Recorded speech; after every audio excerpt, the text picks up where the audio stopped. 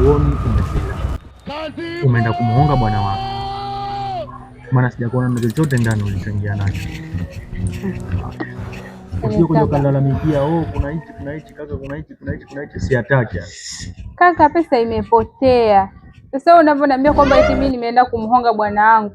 Sasa mimi na maana mimi sina akili nikachukua pesa yake ile nikampe. Kama sijaona hiyo. Au mimi nikaenda kumpa mwanaume pesa. Pesa yako.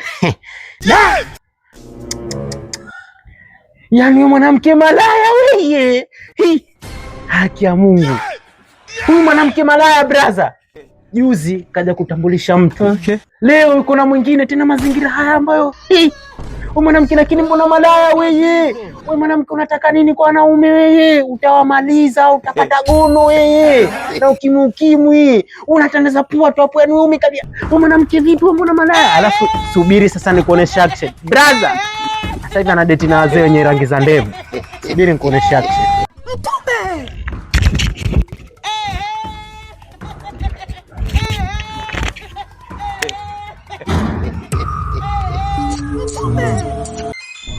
Kaka, mimi mwenyewe sielewi.